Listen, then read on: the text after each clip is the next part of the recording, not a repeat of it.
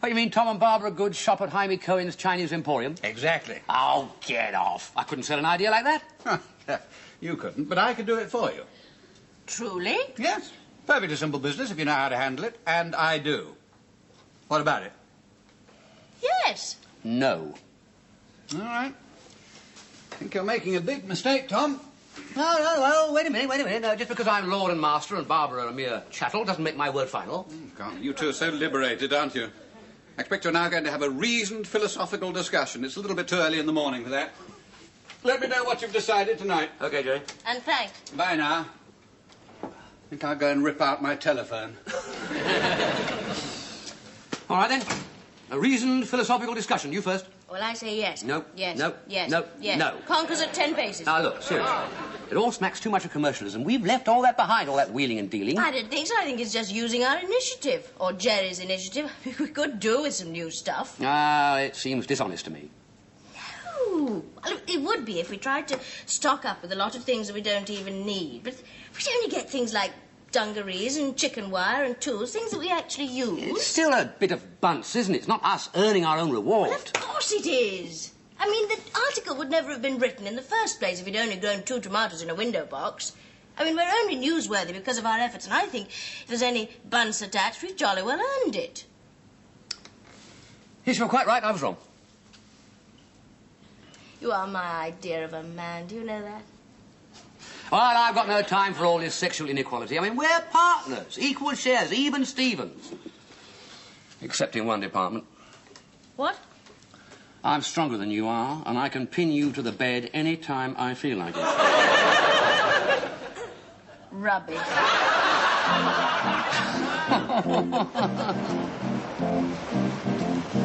Thank you.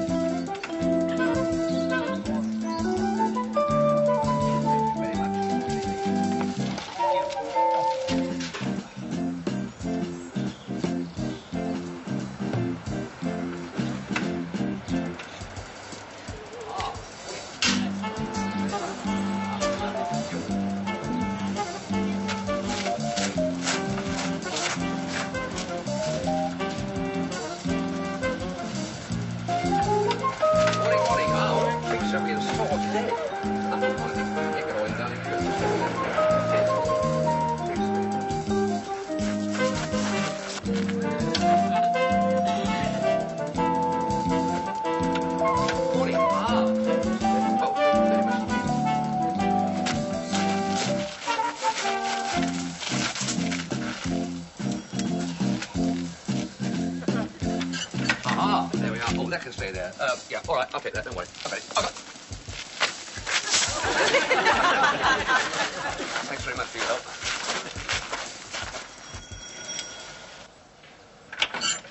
Morning. Mr. and Mrs. Good? Who will be appearing in this week's Observer, yes. Sign here. Oh, Tom.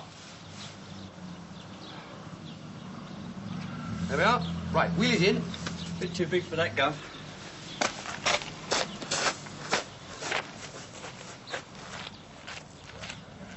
Have you gone mad? We told you only the things we need. What are we going to do with that? Sail it round our bath? No, it's not for your love. It's your agent's commission.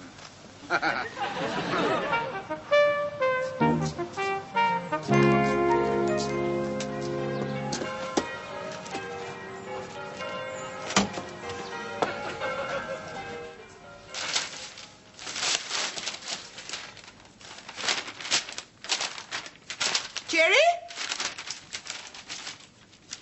Jerry? Yes. Oh, hello, Miss Mountcroft. Yes, I have seen the newspaper. But No, I didn't, Miss Mountcroft. I did not promise we would be in the paper at all.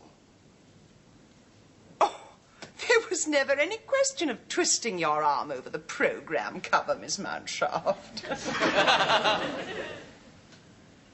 Very well, take that attitude. Do the cover the committee chose in the first place. See if I care. Jerry! Hello. Oh, did they spell Ledbetter with 2 T's? They didn't spell it at all. I am not in the paper. Oh, dear. Oh, well, never mind. Neither are Barbara and Tom. Are you sure? Of course I'm sure. Bloody hell! Language, Jerry. It is Sunday. Well, get your hat on. We better go to church and start praying.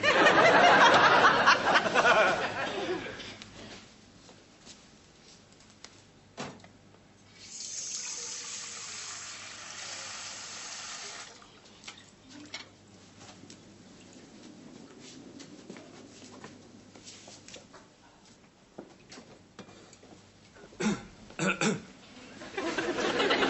morning. Tom Good, the Observer's favourite model. He's wearing a new brushed denim ensemble with the latest off-the-knee Wellingtons. And denies any rumour of romance with Prince Rainier. You don't look right somehow. What do you mean?